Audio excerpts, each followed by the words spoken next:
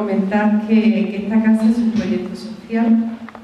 El corazón de esta casa es la acogida de personas que se encuentran en graves situaciones sociales. Entonces vivimos con ellos aquí como si fuéramos una familia desde la gratuidad. Pero esa acogida es doble, porque no solamente acogemos a los chicos, sino también a los amigos que vienen a través de los talleres, unos talleres, a través del voluntariado, porque entendemos que tenemos que sentirnos familia. Y eso ya lo sintió Pepe Bravo hace muchísimo tiempo, cuando era muy pequeño, se escondía ahí en los montones de Orujo porque pasó muchísimas necesidades y le daba muchas palizas por hacer su agujerillo. Entonces, un día, muy cansado de pasar tan mal, tantas necesidades, se prometió que él compraría esta casa de la cual le habían echado tantísimo tiempo a otra vez, compraría esta casa y la rehabilitaría y la edificaría para que fuese la casa de todos. Y es muy sencillo. Y en este gesto quiero que lo entendáis. Todos, cuando éramos bebés, todos y todas, cuando éramos bebés, en brazos de nuestra madre, sentíamos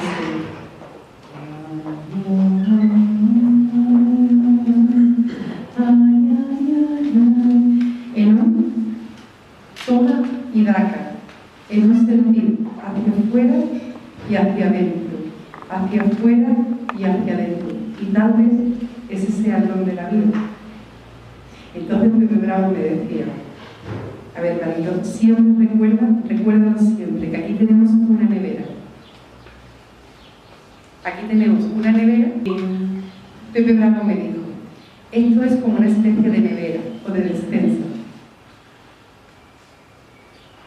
La nevera está llena de cosas, pero si todos empezamos a sacar de ella, la nevera se vacía. Hay que intentar, ¿no?, como ese don de la vida, de dar y de recibir, para que realmente esta casa sea un lugar de encuentro, para que realmente esta casa pueda dar lo que las personas necesitan.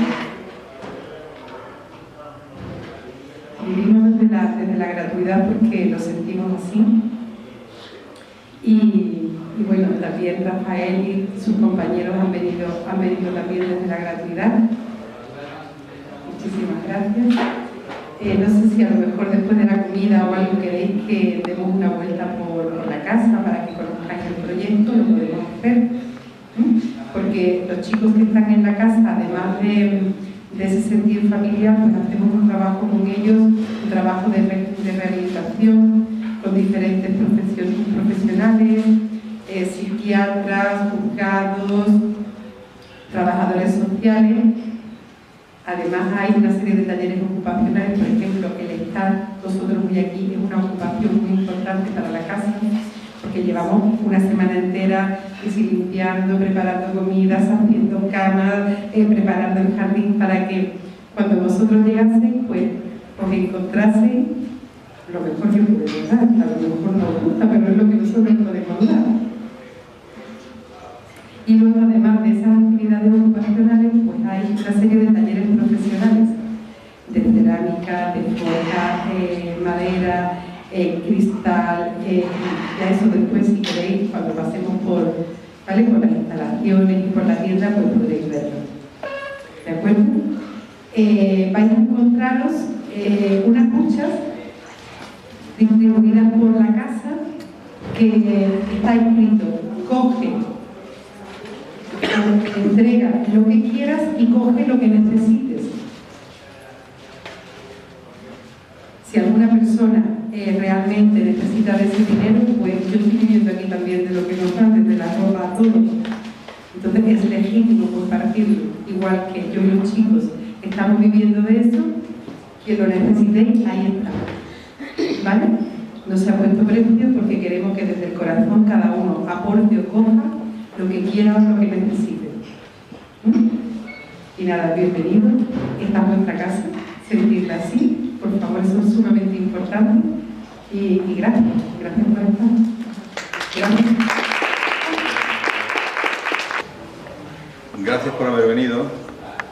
Mi nombre es Rafael Marañón. Soy naturópata. No ejerzo de naturópata porque me dedico a la biodescodificación desde hace ya casi 10 años. Desde que empezamos con Enric Corbera a nuestro curso con los franceses, y gracias a él está aquí en España, la biodescodificación. Si no, tal vez no se hubiese conocido. Y tantos profesores como hay ahora, franceses y belgas y todo eso, quizás no hubiesen llegado si no hubiese habido ese ímpetu español por conocer un poquito más algo más tan esencial como es el para qué estamos aquí, en este mundo. ¿Qué es lo que nos ha motivado para que estemos aquí? Y cada uno con su historia personal, familiar. ¿Quién nos ha señalado con el dedo para que seamos nosotros los que carguemos con todas las historias de la familia? Entonces yo voy a intentar hoy transmitiros un poquito lo que es el proyecto Sentido, aunque esto es solamente una pincelada de lo que es la biodescodificación. No solamente es el proyecto Sentido, pero sí que es el inicio de una de las partes más importantes de nuestra vida, que parece que no tiene mucha importancia hoy día en la sociedad, el que una señora esté embarazada y tenga una serie de necesidades en ese momento, y se nos obligue socialmente, o se les obliga a las mujeres socialmente a cumplir con, aparte de su embarazo, con toda una serie de obligaciones y responsabilidades, que en ese momento la única responsabilidad que existe es la de llevar a cabo el embarazo. Y ahí es donde radica ese proyecto Sentido, ¿no? El proyecto Sentido de cada uno de nosotros. ¿Qué ocurrió en la vida de nuestra madre cuando estábamos en su vientre? ¿Y qué ocurrió en la vida de nuestra madre cuando estaba en el vientre de la abuela? Eso es lo que voy a intentar, pues, poneros un poquito para que se entienda un poco de... lógicamente falta muchísima información que no puedo tener aquí en 4 o 5 horas, ¿no? Pero estaríamos 6 o 7 días hablando aquí y aún me quedaría corto. Pero sí, el proyecto Sentido, que es muy cortito, es un espacio de tiempo en el que son 9 meses. Según los chinos, 9 meses antes de la fecundación, ya tenemos información de nuestros padres, según los chinos, la medicina china. Pero nos hemos acogido al conocimiento que nos han transmitido personas que sí que han estudiado muchísimo lo que es el proyecto Sentido, que es Marc Fréchet, uno de los franceses que más estudió el proyecto Sentido, porque él lo vivió en su carne, y a través de ahí fue pues cuando empezó a investigar lo que era un proyecto Sentido, ¿no? Y también Anne Schwarzenberger, que os lo voy a exponer también un poquito, una psicóloga francesa que gracias a una pequeña puntualización de su hija, pues ella empezó a trabajar en sus pacientes, en sus clientes, todo el conocimiento que el proyecto Sentido tenía para ella, ¿no? Entonces, sin más dilatar, os voy a presentar todo esto. Quien yo sea no tiene mucha importancia, porque hace ya muchos años que me dedico a esto, a causa de una enfermedad mía, y no tiene la más importancia. Es quizá el transmisor que debería haber o haber habido hace ya mucho tiempo, pero parece ser que nos ha tocado a unos pocos, y esos pocos lo transmitimos como sabemos y como podemos, pero esperamos llegar. Yo al menos espero llegar, que entendáis un poco más el para qué estamos aquí. Entonces voy a presentaros lo que vamos a hacer, un poquito de lo que voy a hablaros, Del proyecto Sentido, el origen y la definición y el término del proyecto Sentido, la dimensión que ocupa el proyecto Sentido, temporal y estructural, los factores, qué factores son los que influyen en esa estructuración del proyecto Sentido, y los tipos de proyecto Sentido, porque hay varios tipos de proyectos de sentido en cada uno de nosotros. Cada uno de nosotros tiene una familia, tiene unos hermanos tal vez, y nos damos cuenta que cada uno de los hermanos somos diferentes y que hay uno que siempre es el pupas. Hay uno que siempre se carga con toda la enfermedad de la familia, que se encarga de estar siempre mal, y los demás están viviendo del cuento del resto de la familia, ¿no? Siempre está enfermo, siempre no sé qué, siempre no sé cuánto. Y este es el pupa, y este no para, y a ver, ¿por qué no me ha tocado a mí como hermano? En fin, todo ese tipo de cosas que parece ser que no tenga importancia, pero sí la tiene mucho. Porque esa persona, yo siempre le digo que esa persona que es el pupas es el elegido, porque esa alma es la que más fuerza tiene. Esa alma que todo el mundo dice que es el pupas y que le cae todo encima, pues ese es el que más fuerza tiene. Es un alma la más fuerte, porque puede soportar muchísimo dolor. El resto no tienen esa capacidad. Incluso los que mueren con anterioridad, hermanos chiquitos o pequeños o abortos, son almas que no tienen esa fuerza para soportar el dolor de lo que va a pasar en su lugar, en la tierra. Y siempre le pongo esa analogía, ¿no? De que es el alma más fuerte. Y realmente es así, aunque no lo creamos, porque no hay quien aguante tantísimo dolor. Bien, estas son las etapas de lo que nosotros trabajamos en la biodescodificación como proyecto de sentido. El proyecto de sentido no solamente está en conocer de dónde provenimos, de dónde somos, en nuestro transgeneracional, no solamente está ahí, de qué parte venimos de nuestros abuelos o de nuestros bisabuelos y qué vivencias tuvieron en su vida, que voy a intentar también transmitiros esa historia, sino que además la concepción tiene muchísima importancia. Cuando me conciben, quién me concibe y de qué forma me conciben. No es lo mismo concebir un hijo hablándolo, queriéndolo, deseándolo y teniendo un proyecto para él, que tener un hijo pues de una violación, de un maltrato, de una noche de gin tonics, de todo ese tipo de cosas que no podemos controlar, y que de golpe y porrazo pues la mujer se queda atónita cuando mira el predictor.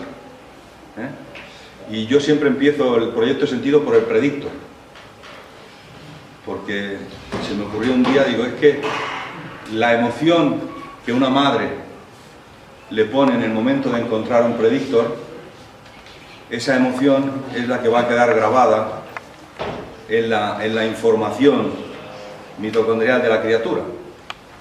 Aunque pensemos que no es nada, en el momento en que nos da que hay un embarazo en mi interior, ya hay una célula que está a punto de crecer.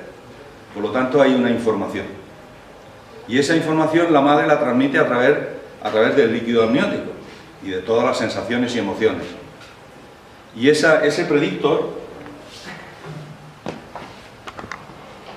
es el... Coño, este es el que justamente no quería coger. Ese predictor es el que le va a enviar la primera información a mi hijo. Porque depende de cómo haya sido la concepción, pues yo enviaré esa información.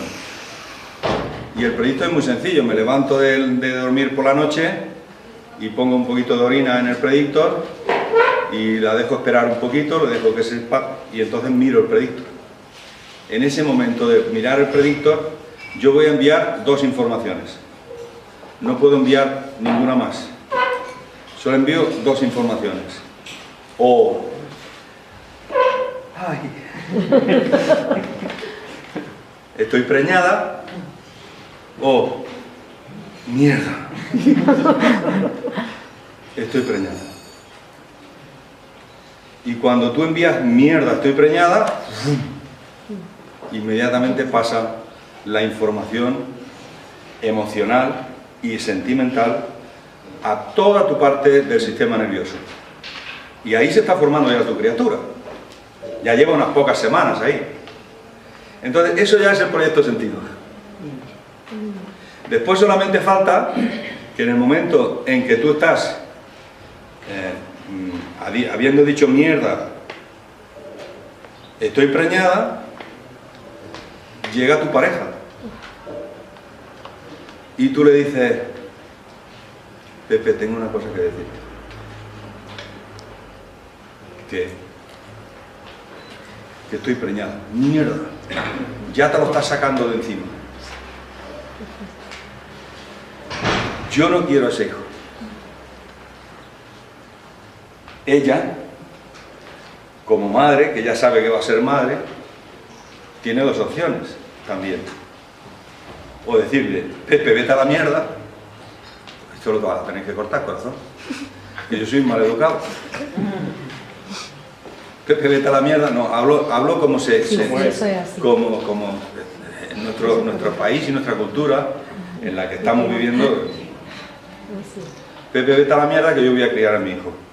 Y hacernos responsables de esa criatura que un proyecto de sentido que tuve en un momento determinado voy a tener. Y la otra está en decir, bueno, Pepe, lo que tú digas. Y con todo el dolor de tu corazón, pues vas a un médico, o vas a una clínica, o vas a donde sea, y abortas. Esa alma es la que no estaba preparada para soportar el dolor. ¿Cuál es la que está preparada para soportar el dolor? La que a pesar de todo eso, la madre dice, este es mi hijo y yo voy a tener a mí. Y tú te puedes poner como quieras. Y la otra está en que cuando dicen, estoy embarazada, todo el conjunto de personas que están a tu alrededor, alegría, champán, felicidades, ¡ay, qué ilusión! Tal, ¡puf! Oh, eso es una maravilla. Entonces hay otro proyecto de sentido, hay otra información que esa criatura está recibiendo. Y entonces, totalmente diferente. Nuestro primer hijo puede haber sido como la segunda vez, todo deseado y todo precioso. Me encanta que esta criaturita esté aquí hoy.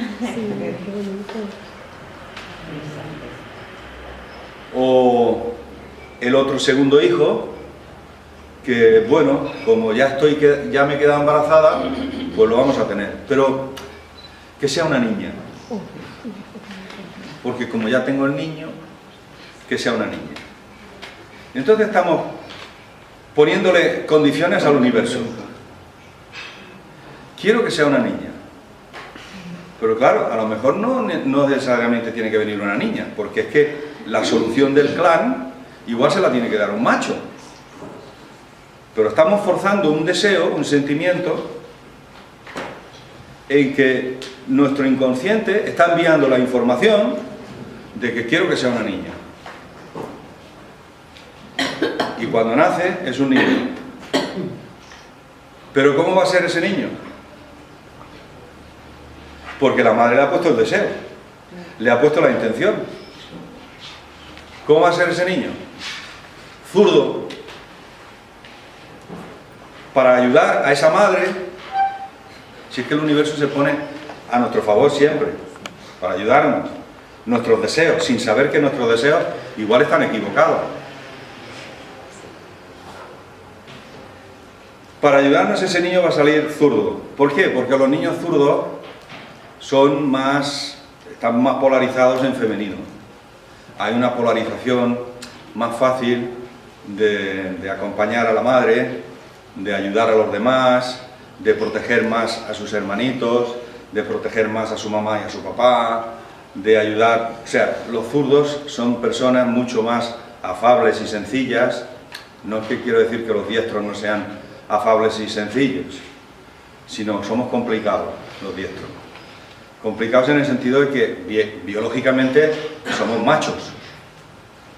Y entonces la biología te pone como hombre diestro macho con una serie de condiciones machas de macho. Y entonces inconscientemente estamos yendo por el camino biológico en el cual nos va a encaminar con el resto de seres que están a nuestro alrededor. Y vamos a tener que cumplir la biología. Pero a esa madre, como ha pedido ser una niña, pues resulta que es un niño, pero zurdo. No, afeminado no. Zurdo. Que va a polarizar con más facilidad la protección. Yo, por ejemplo, siempre me gusta ponerme a mí, porque como he aprendido de mí, yo tengo 63 años ya. Entonces he aprendido muchísimo, porque me han pasado muchísimas cosas. Entonces todo lo que me ha pasado lo he metido dentro de mi cajón. Y con que lo he metido dentro de mi cajón he aprendido mucho. Yo soy un hombre, hecho y derecho, con 2 hijos y una nieta. Pero ¿qué resultó? Que mi mamá quería una niña. Mi padre quería un niño, pero mi mamá quería una niña. ¿Cómo polarizo yo en un momento de necesidad de protección a una criatura? Si ya el proyecto sentido mío era de una niña, yo he cuidado de mis 3 hermanos que venían chiquitos detrás. He tenido responsabilidades de adulto cuando era un niño de 6, 7 años. Entonces hay unas responsabilidades que te obliga socialmente, familiarmente y biológicamente a que tú te comportes de una manera determinada. Dices, ¿y este tío cómo se comporta así? Es inconsciente, porque está escrito desde el primer momento de la concepción, en que mi mamá quería una niña. ¿Por qué? Porque estaba rodeada de machos. Solamente había machos en su casa. Ella era la única mujer que maltrataban los machos para conseguir lo que necesitaban. Imaginaros en el tiempo de la guerra, ¿no? Que es la parte donde mi madre estaba. Pues todos los machos a por ella. Entonces ese es el momento de la concepción que yo he querido ya decir, para que entendáis el por qué somos de una forma determinada. ¿Por qué nos reaccionamos ante un hecho de una forma diferente que los demás? Unos reaccionan desde la patada en el culo a quien sea porque no ha resultado tener lo que él esperaba, y el otro es desde no te preocupes, te puedo ayudar en algo. ¿Y por qué reacciona así ante una situación y por qué reacciona de la otra manera ante la otra situación? Pues eso es lo que tenemos que entender para no culpabilizar a nadie y para no entender que no es que el otro sea más cobarde que el otro, que tú, sino simplemente que tiene una condición de un proyecto sentido en el que es totalmente diferente. Yo no tengo el mismo proyecto sentido que tiene mi hermano pequeño, por ejemplo. De los 4 fue el último. Y además lo sabe, que no fue deseado. Claro. Lo hay que tener también muy en cuenta. Viniste porque Dios quiso. Viniste porque nos resbalamos. Nos caímos en la hierba y apareciste tú. Antes ni se planteaban no solamente el aborto, sino simplemente el cortar con esa vida, ¿no? Y entonces mi hermano pequeño tiene otro proyecto sentido. ¿Cuál? El que mi padre y mi madre dijeron, bueno, ya que ha nacido el último, este por lo menos nos va a cuidar. ¿Y qué está ocurriendo ahora? Pues eso, que mi hermano pequeño, cuando ha fallecido mi padre, se ha llevado a su madre a cuidarla. Como no tiene hijos en casa, tiene 3 y se lleva a la madre encima. Pero bueno, está bien, es su deseo y además inconsciente. Y cuida de mi mamá. Y esos son los proyectos sentidos que creemos que... ¿Por qué hace eso esa persona? Pues tiene una razón de ser desde aquí, desde el inicio, desde la concepción. Fijaros el poquito trozo que llevo explicado y ya llevo casi media hora de charla. Hasta que lleguemos al final. Solamente la concepción. Además del proyecto que traemos a nivel de transgeneracional, de nuestros abuelos y bisabuelos, que os lo voy a explicar más adelante. Entonces, ya solamente explicándoos ese pequeño detalle, vosotros ir reintrospeccionando en vosotros y a ver qué proyecto es el que traéis, para entenderos un poquito del para qué estáis aquí, para tirar marcha atrás y ver qué ocurrió allí. Antes me has levantado la mano, corazón, y es que las preguntas me gustaría que se hiciesen después, vale. pero te la permito porque como no lo había avisado...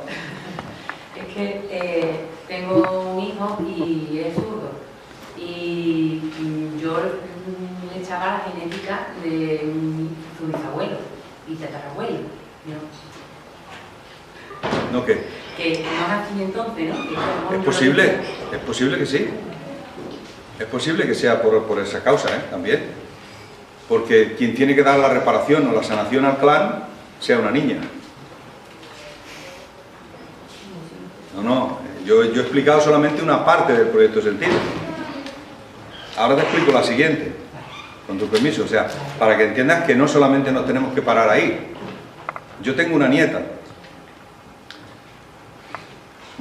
Chloe, nació en este mes de agosto. El verano pasado mi hijo, el pequeño, vinieron a pasar las vacaciones conmigo aquí a Málaga, San Pedro de Alcántara, y ellos llevaban juntos 5 años. Pero ella no se quedaba embarazada. Un segundo matrimonio con mi hijo, y tiene una hija de un primer matrimonio, en el cual os podéis imaginar, ¿no? La niña tenía 8 años, y ella no se quedaba embarazada. Había algo que no le permitía, los dos estaban bien, pero no se quedaban embarazados. Y entonces mi hijo me dice, papá, ¿tú la podrías ayudar? Digo, me lo tiene que pedir ella, si no me lo pide ella, no. Yo no me meto en camisa de 11 varas. Yo no sé para qué no tiene hijos. Y entonces ella me lo pidió. Es que quiero tener un hijo con tu hijo. Digo, coño, ¿me quieres hacer abuelo? Digo, entonces por esa razón sí. Los abuelos nos ponemos tontos en el momento en que nos dicen que vamos a ser abuelos. Y entonces hice, mientras en esos 10 días que pasaban conmigo, hice un par de trabajos con ella, de biodescodificación. Encontramos cuál era el conflicto real que vivió en un momento determinado del proyecto Sentido de su hija, de la pequeña, la nacida con anterioridad. Y ya está, pasaron los días en la piscina, se lo pasaron muy bien, y le dije, que sepas una cosa, que va a ser niña. Dice, Rafa, no jodas, digo, va a ser niña. Pero si todavía no estoy preñada, digo, si te quedas preñada va a ser niña. Dice, pues sí que ya tengo una niña, yo quisiera un niño. Digo, sí, pero va a ser una niña. ¿Por qué? Le dije yo eso. ¿Y tú cómo lo sabes? Digo, no, yo no sé nada. Yo solamente sé lo que me está diciendo tu árbol. Las necesidades de los abuelos y bisabuelos. Para dar la solución del entorno en el que vivieron y del comportamiento que tuvieron en un momento determinado de su vida. Y entonces tiene que darle la solución a una mujer. No se la puede dar a un hombre. No es que yo lo supiera, sino simplemente lo adiviné por el transgeneracional. Digo, uy, la solución se la tiene que dar a una mujer. Simplemente por eso, simplemente por eso. Y dijeron, hostia, el Rafa adivinó, desde antes de quedarme preñada ya sabía que iba a ser una niña. No es que adivinara nada, es que lo leí. Cuando a una madre le interesa y le agradece tener una niña. Entonces esas son las soluciones del clan, que están escondidas, son inconscientes, no sabemos por qué suceden, pero está escrito que hasta los pelos de tu cabeza están contados. Y nos creemos que somos libres. Nos creemos que estamos viviendo el libre albedrío. Y no estamos en el libre albedrío hasta que tomamos conciencia del momento. Hoy, a partir de hoy estáis envenenados, los que habéis venido aquí.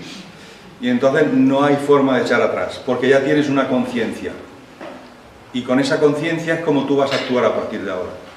A partir de ahora es cuando empieza el libre albedrío, porque eres tú la única persona que puede decidir qué camino debes tomar en cada situación.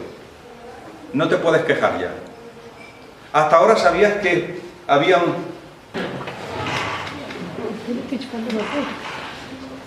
Bien, esa es la historia, en que a partir de este momento sois libres de poder escoger. Ahora ya sabéis que no sois culpables ni tenéis la obligación de estar con nadie, ni de cuidar a nadie que no queráis cuidar, ni de Perdón, me parece una charla interesantísima, pero claro, coincide con otro grupo. Eso es importante también, el curso del milagro. Muchas gracias.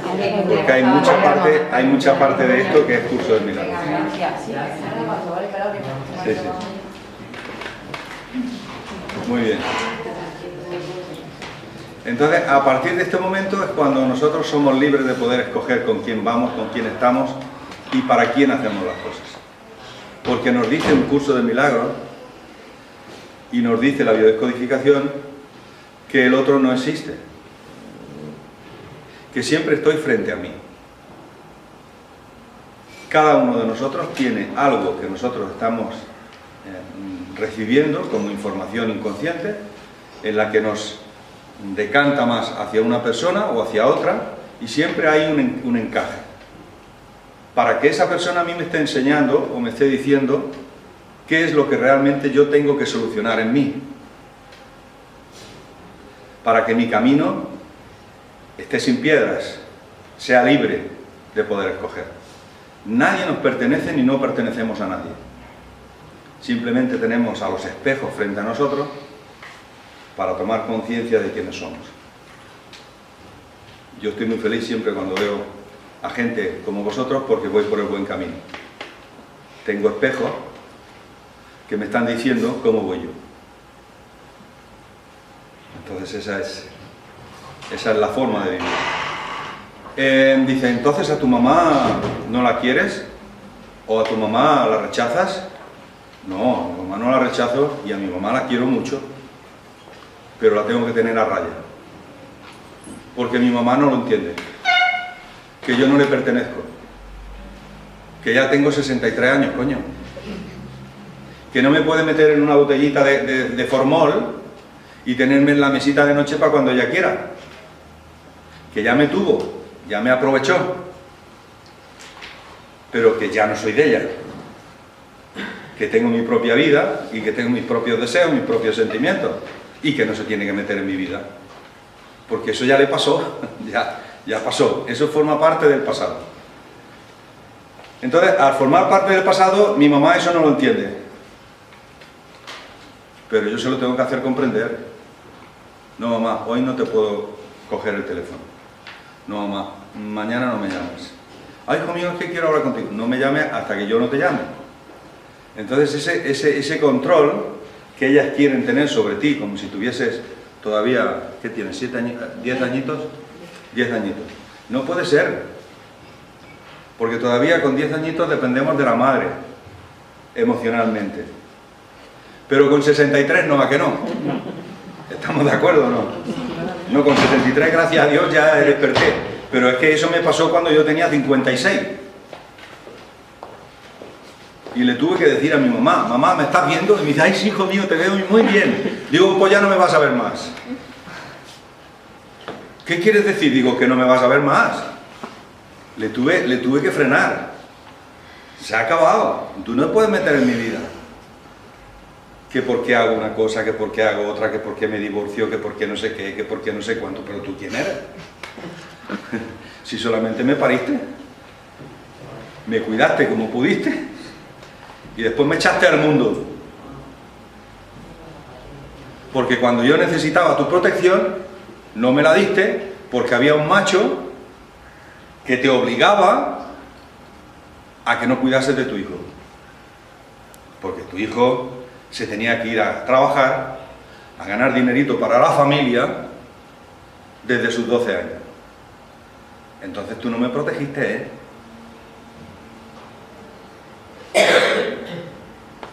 Se lo tenía que explicar con palabras que ella pudiese entender, sin rencor, pero sin control. Ya está, no.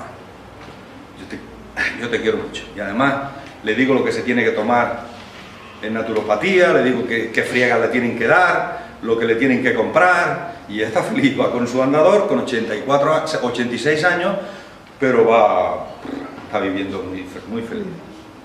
Entonces, eso hay que controlarlo, ¿no? Y explico el caso de mi mamá, como podéis vosotros estar pensando con el vuestro de vuestra mamá, o con el de la cuñada, con el de la suegra, o con el del hermano, ¿eh? Porque eso se tiene que hacer así, claro. Cuando ya somos libres tenemos que decir, es que cada vez que voy a casa de mi cuñada me duele la barriga. Pues no vayas a casa de tu cuñada si te duele la barriga. Puñetera, eres libre de escoger. Es que entonces mi marido se enfada. Pues no, pues ponle al tanto a tu marido, que es poner al tanto a tu marido y le dices que tú no quieres ir a casa de su hermana. Que vaya él. Esos son los proyectos con los cuales nacemos para que aprendamos. Yo esto lo aprendí con mi amigo Enrique y os lo voy a explicar a vosotros para que lo sepáis también. Es una metáfora, ¿eh? Son dos almas que están en el cielo y que les toca el momento de bajar a la tierra. Pero allí, como van más adelantados, ya tenían ave.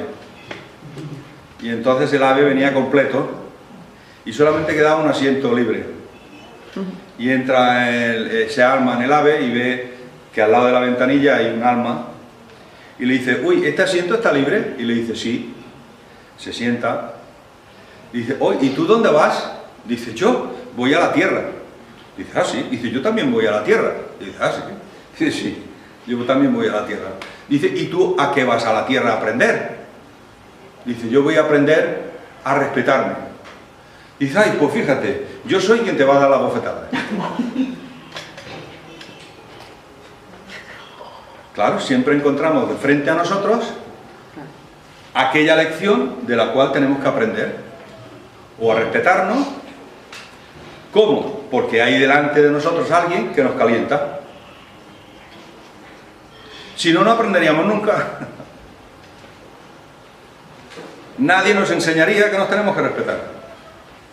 Quien dice respeto dice sumisión, quien dice la sumisión dice, pues, tantísimas cosas que emocionalmente permitimos que nos hagan y nos hacen dolor, nos hacen daño, pero ¿por qué las permitimos? Cuando ya somos libres de poder escoger. ¿Quién me dice a mí que yo tengo que estar toda la vida con una persona determinada? ¿Por qué? Si yo mi aprendizaje ya lo he hecho, ¿para qué tengo que seguir por ahí? Si estoy sufriendo.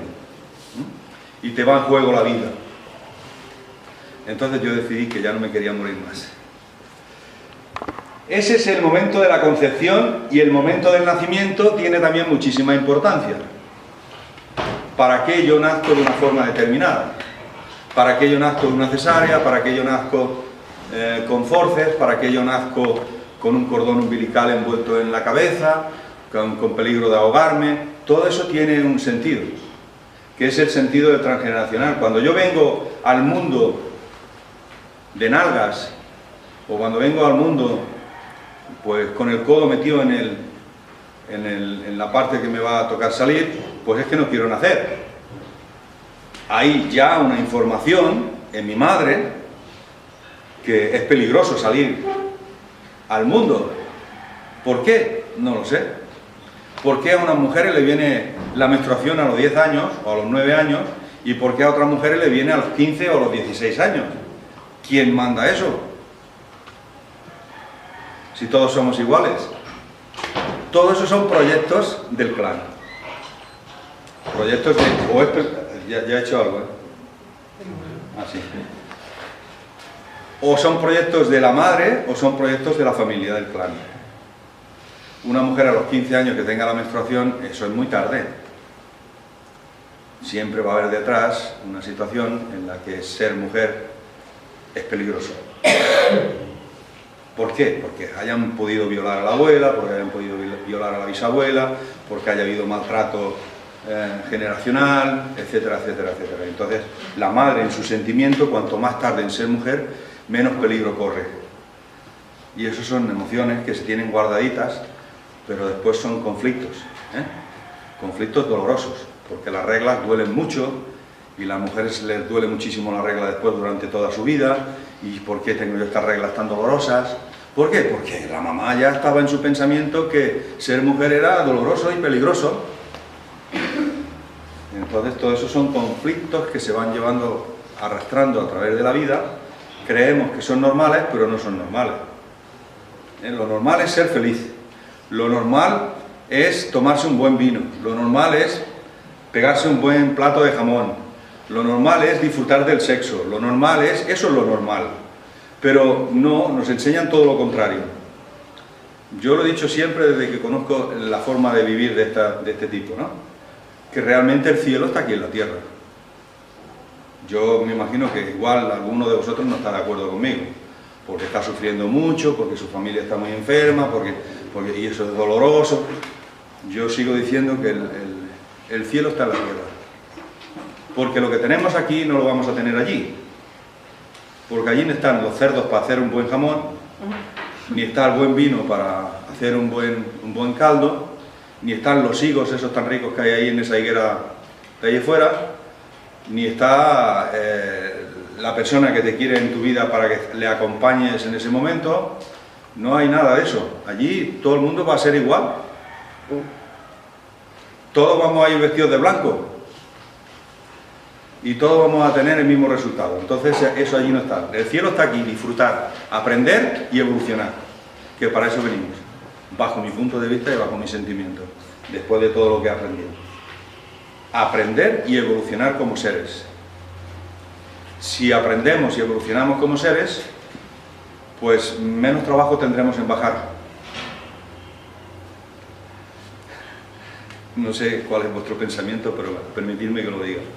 Menos trabajo tendremos en bajar o disfrutar de nuevo de una vida, o ya decir, ya no bajo porque ya he hecho mi trabajo que tenía que hacer. Entonces, en eso estoy yo. Ay, espérate que te falta todavía. Con una diapositiva me voy a tirar una hora. Si hay 50, pues ir pidiendo bocadillo. 50 horas a la hora. Bien, ya hemos hecho el tema del nacimiento y el proyecto sentido, según Marc Frechet, que ahora voy a explicar quién es, pues está hasta los 3 años. Imaginaros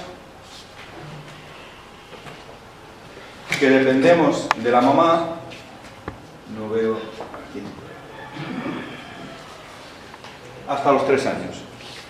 Todo eso, el niño hasta esa edad no es capaz de percibir dolor, no es capaz de tener un sentimiento propio, sino que es la madre, a través de la madre, emocionalmente, quien transmite a su hijo una cierta situación. El niño no se puede poner enfermo. No venimos al mundo a ponernos enfermos. Cuando un niño nace enfermo, es que algo ha ocurrido en el embarazo de la madre o en el embarazo de la madre con su madre, porque se repite de nuevo. Y eso es lo que contempla la biodescodificación. El segundo acto, el desencadenante de la enfermedad. Ese desencadenante es el que nos va a enseñar y nos va a decir dónde ocurrió la desolación, el impacto emocional, la tristeza por un hecho radical. Ahí es donde nos va a enseñar en el desencadenante, el por qué un niño se pone enfermo. No se pone enfermo un niño por casualidad. Yo no trato a los niños que me quieren traer, niños de 10 añitos, a la consulta. Yo trato a la mamá. Y tratando a la mamá, el niño se sana. Parece imposible, ¿verdad? Pero eso ocurre así. Eso ocurre así. Porque el niño todavía está en el ámbito global de la emoción de mamá. La mamá cambia su percepción con relación a lo que le ocurrió a su hijo y el niño mejora. Porque estamos unidos todos. Ya os he dicho de un principio que el otro no existe. Nos creemos divididos. Pero no estamos divididos. Somos una sola energía. Que nosotros solos nos dividimos. Pero, ¿por qué tropiezo yo con vosotros? ¿O por qué vosotros tropezáis conmigo? Porque algo habréis aprendido también ya. Porque estaréis a la altura de poder escuchar las tonterías que yo estoy diciendo. Y entonces, si las escucháis y os llega dentro, en vuestro interior, es porque ya hay un hervor. Ya hay un fueguecito dentro que ya te va diciendo cosas y estás atento para poder escuchar. Si no, no estaría yo aquí. Estaría otra persona o estaríais en otro sitio. Entonces, un niño no se puede poner enfermo por casualidad. Todos somos uno. Si nos escuchásemos así, veríamos como la energía te lleva hacia un punto determinado. Yo no sé muchas veces cuando me dirijo a una persona y me dirijo de golpe a ella y resulta que esa persona tiene el conflicto del cual yo estoy hablando. Yo no la conozco, no sé lo que está ocurriendo. Pero resulta que, hostia, esa persona recibe la emoción que yo le estoy enviando. ¿Y por qué yo me he dirigido a ella? No tengo idea, sino simplemente siento una energía que me dice ¡pum! Y me dedico a ella. Y resulta que esa persona es la que está escuchando para poder ser atendida. Nada más que eso. Esa es la historia hasta los 3 años. Hasta ahí es el proyecto sentido. Lo pone bien claro aquí, ¿verdad? ¿Veis? La llave que hay aquí, todo esto es proyecto sentido. El proyecto del transgeneracional, que es la energía y la información que traemos a través de cada uno de nuestros padres, y que cada uno de nuestros padres tiene unos padres, y que los padres de nuestros padres tienen unos padres cada uno, por lo tanto nuestros bisabuelos, y que traemos una información de todos ellos. Y después está, a partir de los 3 años, nuestra vida contemporánea. Que yo aquí hago un énfasis, o hago un corte. Biológicamente es muy importante conocer cuándo yo voy a ser puber, o cuándo yo voy a empezar a ser mujer. Que es la biología la que manda. La biología a través de toda la información que yo he recibido aquí. Y entonces en el momento en que la biología me manda es 9, 10, 11 años, tengo mi primera menstruación, y un macho, pues los 12, 13 años, empieza ya, en vez de a jugar con pelotitas y baloncitos, pues se dedica a mirar el color de las faldillas de las niñas, que ya está preparado para ser un macho, un adulto, biológicamente. Y en ese momento ya se corta toda relación con todo lo de atrás. A partir de ahí, nuestros padres, que hemos querido mucho, que nos han querido muchísimo, que nos han cuidado, que nos han pegado, que nos han hecho pasar por el tubo, dejan de ser nuestros padres.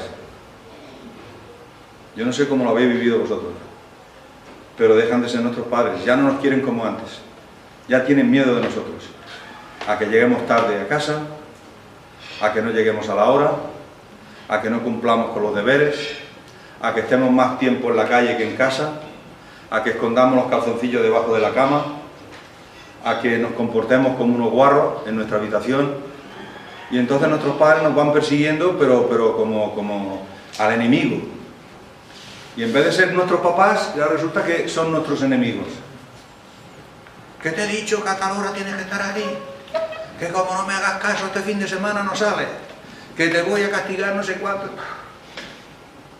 Y entonces, ¿ese niño cómo se siente? De ser el más querido, resulta que ahora se siente el más apartado, porque ya no está en correlación con sus papás. Porque nuestros papás lo que sí quieren es armonía en la familia. Que ellos decidan, porque son los machos alfas, y todo el mundo cumpla. Pero lo hacen para ellos, para estar tranquilos. Porque parece que no, pero vosotros habéis unas pocas de madres aquí. Hoy estoy viendo que hay más hombres que casi mujeres, ¿eh? Normalmente es todo lo contrario. Entonces, mirar introspectivamente hacia vosotras y os daréis cuenta de lo que estoy hablando. Porque cuando la madre tiene a sus hijos a todos acostaditos, aunque tengan 18 años, o aunque tengan 25, saben que está en casa. Y cuando saben las madres que está en casa toda la trole, allí todo acurrucadito, está tranquila. Ay, qué bien voy a dormir esta noche. Están todos en casa. ¿No? ¿Nos ha pasado? Y cuando lo tenéis en la discoteca, que se lo está pasando divinamente con sus amiguitas o sus amiguitos, estáis inquietas. ¿Y dónde estará? Y no me ha llamado, y no me ha dicho dónde se ha ido. ¿Se habrá puesto la camisa limpia? ¿Se habrá puesto no sé qué? ¿Cómo habrá ido? Vete a saber dónde estará. Y no me ha dicho absolutamente nada. Y estamos todo el día dando vueltas por el pasillo esperando que se abra la puerta y aparezca él. Lo digo porque yo lo he visto en la madre de mis hijos, ¿eh? Yo dormía como un lirón y ellas toda la noche despiertas hasta que no llegaban. ¿Y cuándo llegaban? A las 7 de la mañana. Claro, ¿por qué llegaban a las 7 de la mañana un sábado? Porque la discoteca la abren a las 12:30 de la noche. Si la discoteca la abriesen como era mi época, a las 3 de la tarde y a las 9 de la noche cerrada, los niños estarían en casa a las 10 de la noche. Pero no, ahora la abren a las 12:30 de la noche para que los niños estén allí hasta las 7 de la mañana, 6, 7 de la mañana. Entonces el muchacho venía a la mar de contento, con la camisa llena de camín y desabrochado, y la madre le preguntaba, ¿dónde has estado? Sí, te lo va a decir. ¿Te lo va a decir? Sí, hombre, sí, te lo va a decir. Lo hacemos para nuestra tranquilidad, pero realmente ellos se sienten controlados. Y ese control en muchísimas ocasiones no es demasiado bueno. Ese control a los chicos es durito de tragar. Pues si es una persona que me quiere tanto, ¿por qué no confía en mí? Si tú ya le has puesto unos valores, le has puesto unas creencias, le has puesto una enseñanza, lo mínimo que puedes hacer es transmitirle esa seguridad de que ya va a cumplir con lo que tú le has enseñado. Pero no lo hacemos. Y no lo hacemos, y me remito a mi madre. Porque yo todavía, cuando viajo, me dice, ten cuidado, hijo mío, con el avión, no ten cuidado, hijo mío, con el tren, no ten cuidado, hijo mío. Llovía cuando ibas con el coche.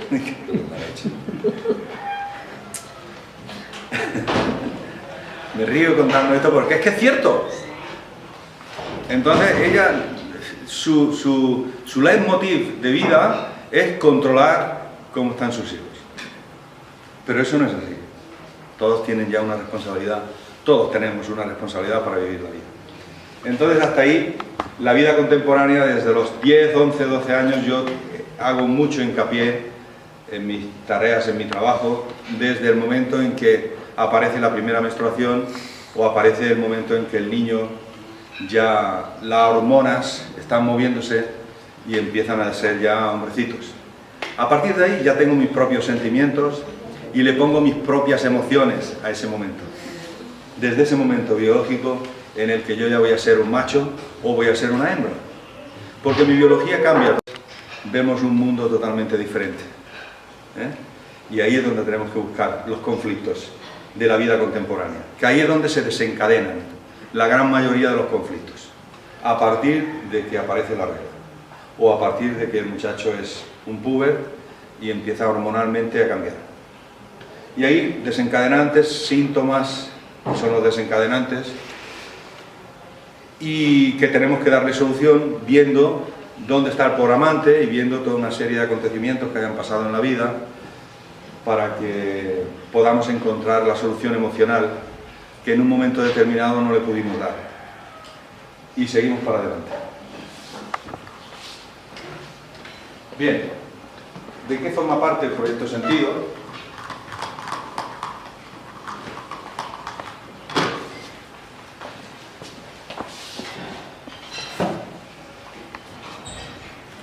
¿Qué quiere decir proyecto y qué quiere decir sentido?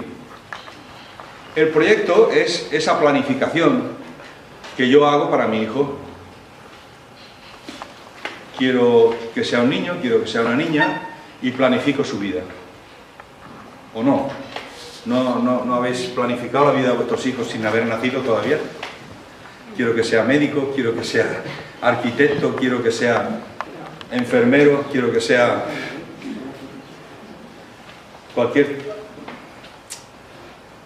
profesión que para la familia sea buena. Y entonces yo le pongo un proyecto para buscar un objetivo.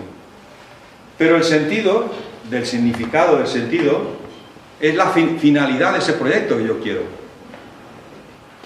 Le voy a dar un camino según mi proyecto, que no va a ser su proyecto.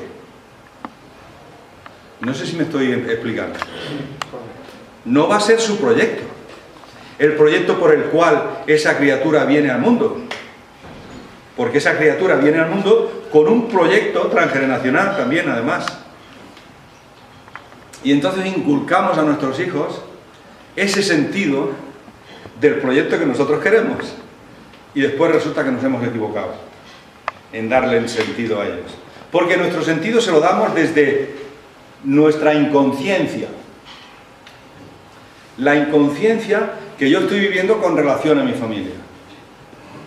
Porque si en mi familia ha fallecido alguien en el campo sin poder ser atendido por el médico, y para mí esa persona era muy valiosa, era mi padre, era mi madre, era mi abuela, era mi tío, quien fuese, en mi inconsciente, ¿qué hay? En mi familia no puede faltar más que nadie no pueda ser atendido. Y entonces voy a obligar a mi hijo a que sea médico.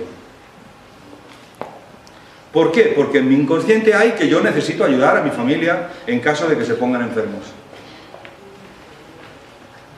He puesto un ejemplo nada más. Los arquitectos más o menos de lo mismo. Los psicólogos más o menos de lo mismo. Personas que han estado, pues, o bien con paranoias, o enfermos mentales, o locos, cosas que antes se ocultaban porque eran secretos familiares. Y entonces, de golpe porrazo, decido ser psicólogo. ¿Y por qué eres psicólogo? Ah, porque me lo dijo mi padre. ¿Y por qué te dijo tu padre que fuese psicólogo? ¿Tú quieres ser psicólogo? ¿O quieres ser médico? ¿O quieres ser arquitecto? No. Pero como me lo dijo, ya me puso un sentido que yo no quería. Porque el sentido que me puso era del problema en conjunto que había con el transgeneracional, con la familia. Y entonces yo estoy actuando, reparando una serie de historias.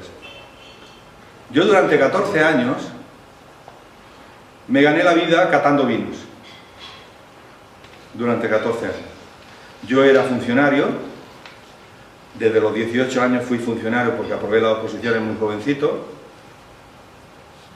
porque mi padre siempre me decía que era mejor vivir del gobierno que el gobierno viviese de mí. Y entonces tenía que tener seguro un trabajo. Esa fue su creencia. Y yo, de funcionario. Y trabajé muy feliz de funcionario, 18 años. Pero me cansé de ser funcionario porque aquí yo no puedo reclamar absolutamente nada. Si aquí me están diciendo lo que tengo que hacer, lo que tengo que cobrar, y yo con este límite yo no puedo seguir. Y entonces decidí marcharme de funcionario. Y me tiré 14 años viviendo además de los vinos. ¿Pero de qué forma? Por aquellos dejé de ser funcionario con un proyecto de mi padre y un sentido que me dio mi padre. Tener seguro el trabajo para poder alimentar a mis hijos, cosa que él no pudo tener. Ese es su proyecto. ¿Me vais siguiendo ahora?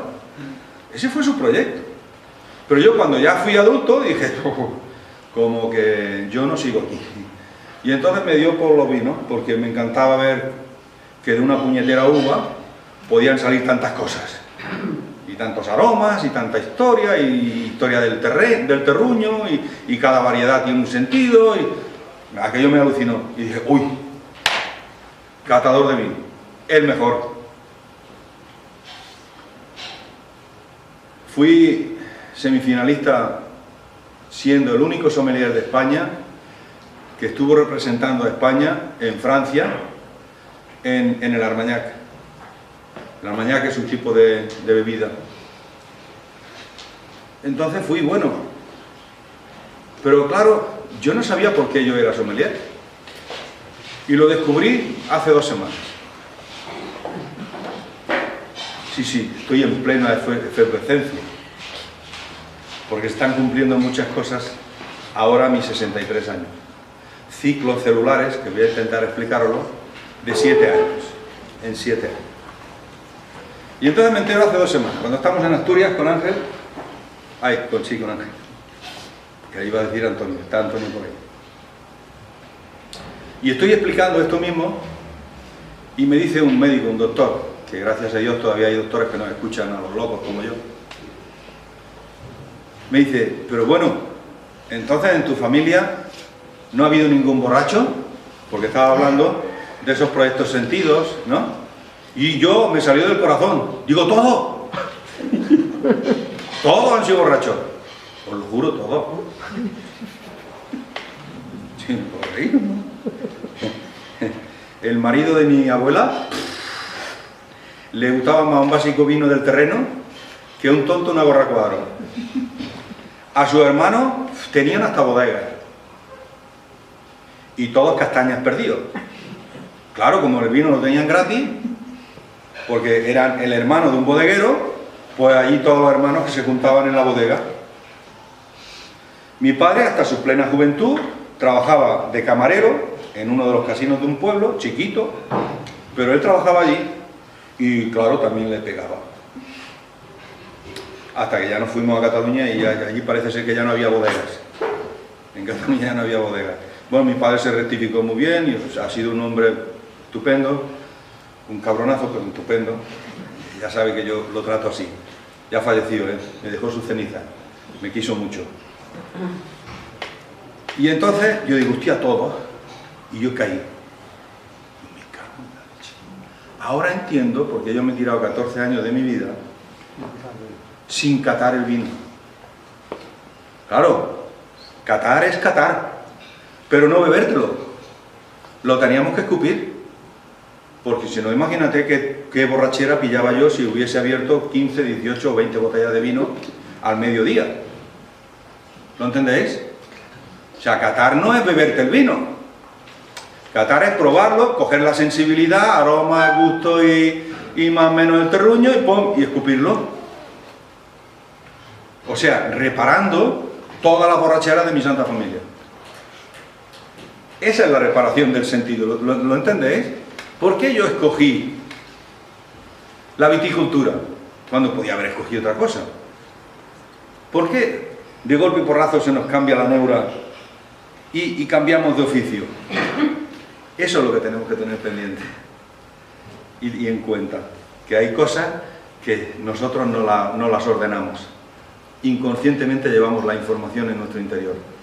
Cuando yo tomé conciencia de eso digo, ¡ay Dios! Claro, con razón. Con razón después me vino la trombosis. Porque estaba limpiando toda la mierda de toda la familia. Las trombosis son las venas, y en las venas la biodescodificación es la sangre sucia, la que lleva toda la suciedad de la familia, que es la sangre.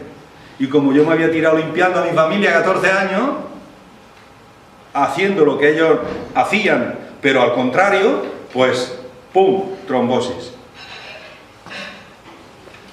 Y a partir de la trombosis salió el loco de la colina, que soy yo. Ya estudié naturopatía, empecé a interesarme por un proyecto real mío. Ese es el momento en que yo decidí cambiar. ¿Lo entendéis? O sea, en mi caso que sirva para todo.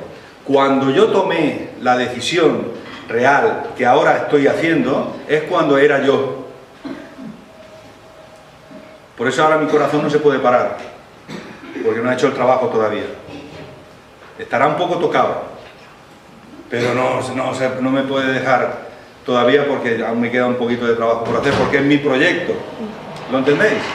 Es el proyecto que nosotros escogemos, el que es válido para nuestra vida. El resto no. El resto está todo influenciado por nuestros padres, por la sociedad, por las culturas religiosas y por nuestro transgeneracional. Así es que a partir de hoy, que hagáis vuestro proyecto de vida. Siempre que podáis. No os quedéis sin comer. No dejéis el trabajo, pero sí que vayáis al trabajo con la conciencia de que gracias a ese trabajo podéis tener lo suficiente para iros de vacaciones, para cuidar vuestro coche, para compraros una ropita, para venir aquí un fin de semana, para ir al trabajo con otra alegría, puñeta. No diciendo, es que este trabajo es una mierda. No, te está aportando algo. Dale el buen sentido del trabajo. ¿Me estoy explicando? Entonces que toméis la decisión, no hace falta quedarse sin comer y decir, dejo el trabajo. No me hagáis caso, porque yo lo hice con 2 hijos y dejé el trabajo, pero con una conciencia diferente. Bien, ¿lo he explicado bien lo que es el proyecto Sentido? Bien, ese es el tema que está tratado por Marc Frechet, que es el que quisiera explicarles un poquito. Ese psicólogo clínico que a partir de los estudios de Anne Schwarzenberger, es una psicóloga francesa que es la que voy a explicaros ahora un poquito. Esas observaciones propias, personales, que ellos tuvieron en su labor diaria de su trabajo con sus clientes y sus pacientes, pues las transmitieron de una forma en que realmente eso es la verdad, escrita sin más dilación. O sea, es algo que cuadra con todo el mundo, y gracias a eso sabemos por dónde pueden venir un programa que yo he heredado y que estoy cumpliendo a rajatabla, y que a ellos les tenemos que dar las gracias. La historia de Marc Fréchet, no sé si he hecho alguna foto de él, sí, este es, pero voy a explicaros.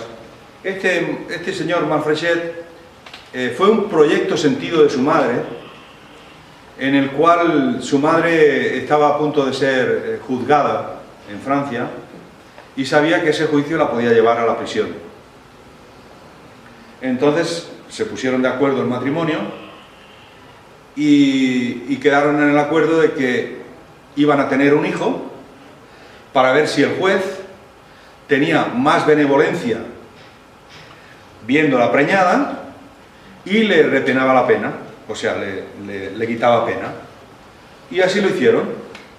¿Qué proyecto? Tener un hijo. ¿Para qué? Para que la madre no entrara en prisión. Fijaros qué sentido, ¿eh? Pero se celebra el juicio y el juez le importó un pepino que la señora estuviese embarazada. La metió en la cárcel. Y entonces este señor Marc Fréchet nació en la cárcel. Fijaros el proyecto sentido de su madre. Este niño me va a salvar de la cárcel. Pero no, estuvo en la cárcel. Por lo tanto, el proyecto sentido era que todas las mujeres que habían en prisión cuidaban del niño. Él venía al mundo para salvar a su mamá de la prisión, y resulta que todas las que habían en la prisión lo cuidaron a él.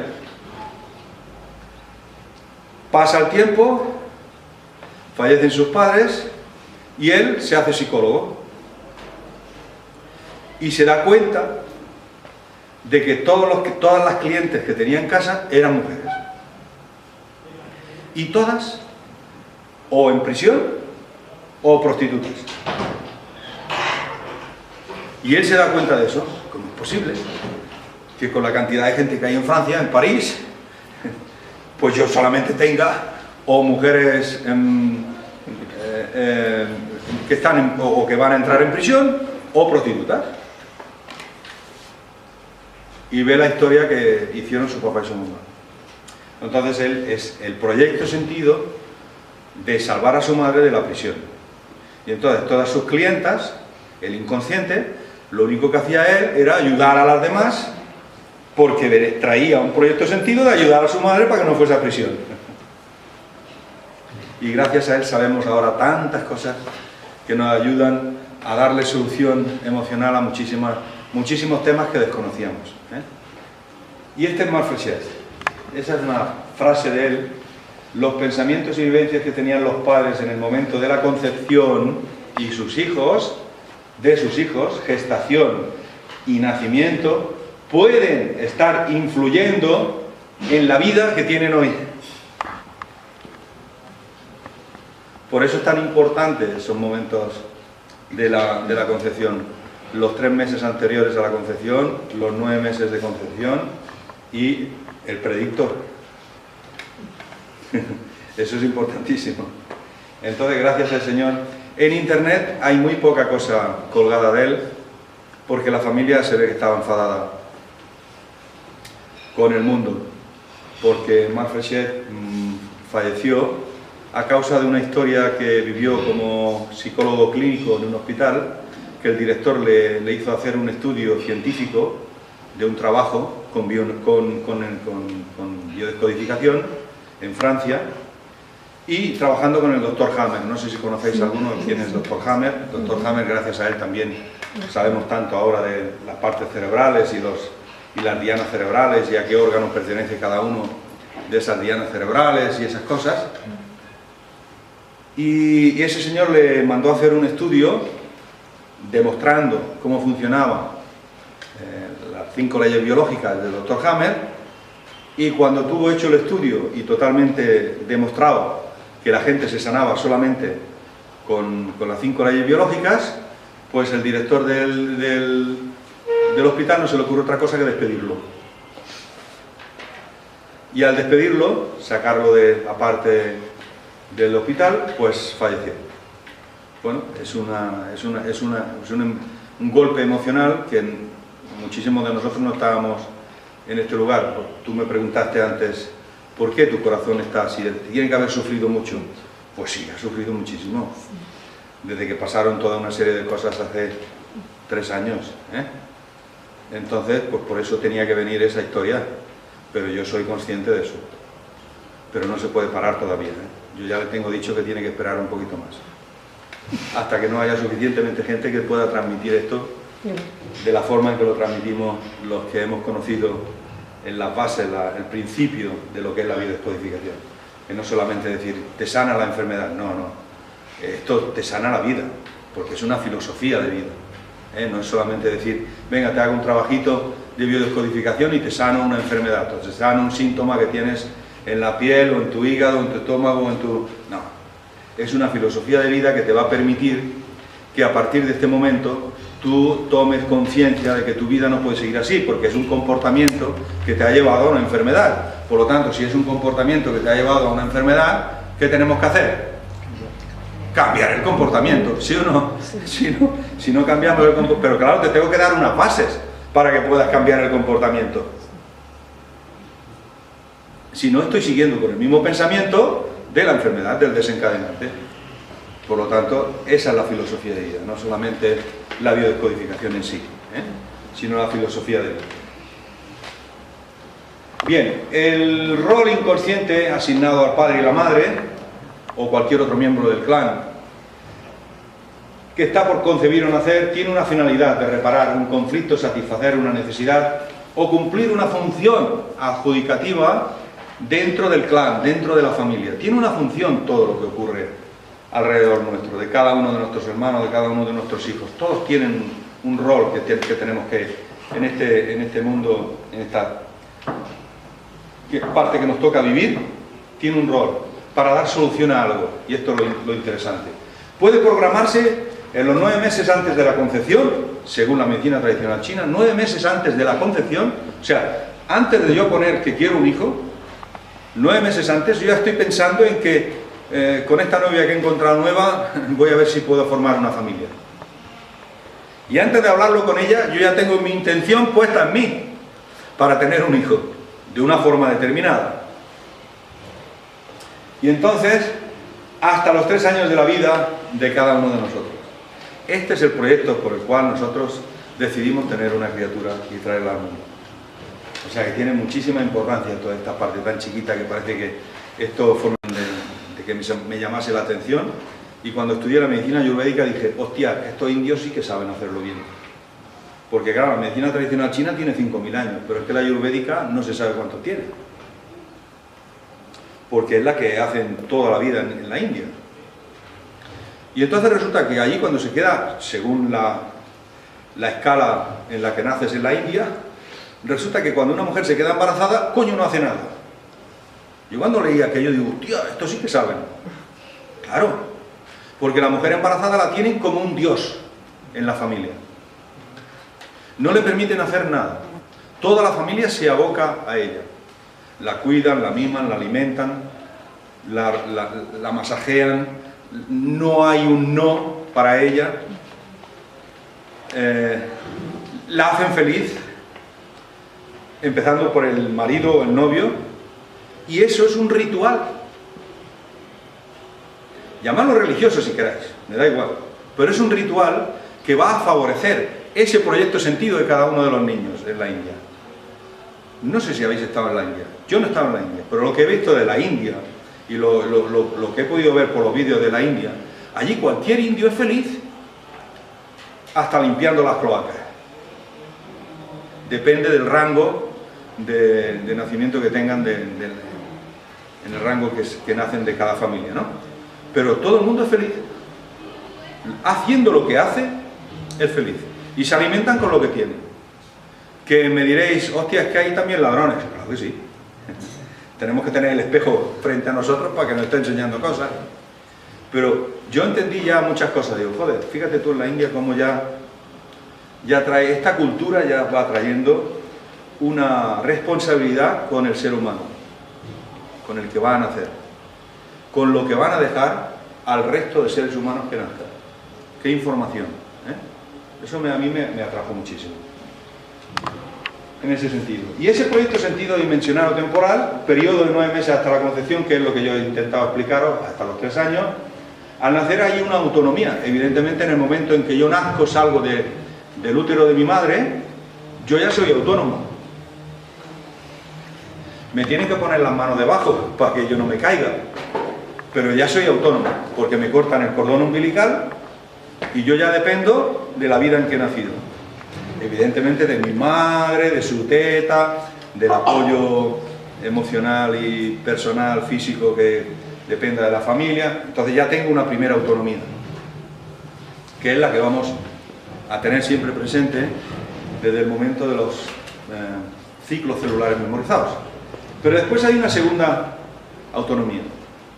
Y esa segunda autonomía ya depende de cómo yo he vivido en mi clan. Esa segunda autonomía es la que a mí me está diciendo que ya no necesito de mis papás. Que es cuando me marcho a un colegio a estudiar, que es cuando me marcho a algún espacio fuera solo, o ya me puedo alimentar por mí solo, por mí mismo. Ya tengo un dinerito en el que yo ya no necesito que mi mamá y mi papá me compren los zapatos. En el que ya no necesito que mi mamá y mi papá pues diga, oye, que necesitas comprarte ropa limpia, no ropa nueva. No, ya soy con plena autonomía. O me caso, o me voy a vivir solo o sola. Esa es la segunda autonomía. A partir de ese momento es cuando ya inconscientemente tengo esa necesidad de hacer mi vida yo solo, o acompañado, pero dependiendo única y exclusivamente de él. Y esa es la temporal. Después está la estructural, que es cuando se concibe a un hijo, toda la historia del clan familiar, en el momento de concebirlo, toda esa historia se va a transmitir consciente e inconscientemente en cada persona con la fidelidad que le tenemos a la familia, con esa fidelidad que a cada uno de nosotros nos han colocado como creencias y como sentimientos hacia la familia. Hay muchísimas enfermedades que a través de esa dimensión estructural, de esa fidelidad al clan, no se mejoran, porque tienen tal fidelidad a la familia que no son capaces de darse cuenta que dentro de ellos hay otra persona. Para ellos solamente existe la familia. Y cuando solamente existe la familia, ¿tú cómo quedas? Anulado. Y entonces nunca sales de esa enfermedad. Esas enfermedades emocionalmente son muy castrantes porque te van a limitar el resto de tu vida. Son fidelidades de que los demás tienen que estar bien, todos tienen que tener lo que necesitan y yo no merezco lo que ellos tienen. Y entonces nos desvalorizamos. Tú quedas anulado, estás castrado. Y en esa castración, el inconsciente te da una enfermedad determinada. Pues esa es la dimensión estructural. La concepción, además de ser un acto biológico, es la concretización del proyecto ese que mi papá y mi mamá han tenido conmigo. Van a concretizar ese proyecto que ambos tuvieron en un momento determinado y lo van a hacer consciente, comprando ya la ropita de su niñita y buscando ya historias relacionadas con la criatura que van a tener, o inconsciente, que sin saber por qué están actuando de una forma determinada porque hay un mandato en el clan que les obliga a vivir de esa forma determinada. O sea que puede ser consciente e inconsciente y además no hay concepción sin el deseo previo.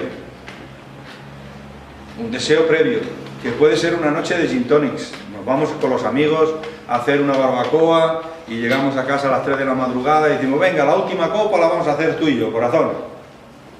Y nos pegamos el whisky o el gin tonic y como nos hemos puesto tan contentos y estamos tan felices porque hemos pasado una velada estupenda y además hemos decidido charlar la última charla en casa, pues detrás de lo uno viene lo otro. sin previo aviso, pero ya con anterioridad ya teníamos algo en el proyecto.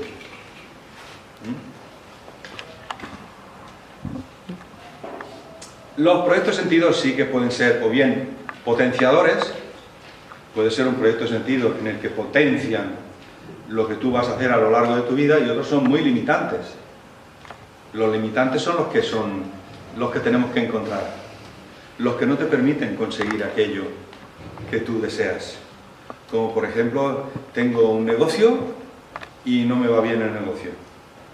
He montado 5 negocios y ninguno de los 5 negocios me ha funcionado. ¿Qué está pasando ahí? Eso es un proyecto de sentido limitante, me está limitando una forma de vivir. ¿Lo entendéis? El potenciador, ¿cuál puede ser? Pues que todo lo que hago en mi vida me sale bien. Todo lo que hago, un negocio, me caso con la persona que yo quiero, todo funciona bien y es bonito, no me falta de nada para irme a la playa y el fin de semana. Todo eso puede ser un potenciador. Pero el que es limitante, ese es el que nos tiene agarrados por los cataplines. Bórralo eso también. Ok. Soy un marrano. Pero es que la forma de los andaluces tenemos esa forma de hablar, lo siento. Pero es que esto lo oyen en México y entonces te tachan de maleducado y de... Hay que ver cómo es posible que esa persona pueda hablar así. Pues sí es lo que nos encontramos en la calle. Quien no hable con el vocabulario de la calle no puede transmitir. Y eso sí que se van transmitiendo de generación en generación. Todos los inconscientes, que es el 99%. No os penséis que potenciadores hay muchos, ¿no? Hay pocos. Y lo más importante de todo es que nos damos cuenta cuando estamos aprendiendo este tipo de cosas, que yo intento transmitiros así, con esta facilidad, pues es que no hay culpables. No somos culpables de nada, corazón. A partir de ahora nunca más te sientas culpable por nada que suceda. Ah, ¿por qué me ha venido esto? A ver, pregunta a tu mamá. ¿Por qué ha ocurrido esto? No lo sé, vamos a preguntarle a quien lo sabe. Entonces no hay ningún culpable. Y entonces quitarle responsabilidad a una persona de esa culpabilidad, que es la que nos castiga durante el resto de nuestra vida, sentirnos culpables de lo que le pasa a mi padre, o de lo que le pasa a mi madre, o de lo que le pasa a mis hijos, no hay peor historia que una madre o un padre se sientan culpables de lo que le ha sucedido a uno de sus hijos, porque eso no es así. Porque la historia puede venir de muchísimo más arriba.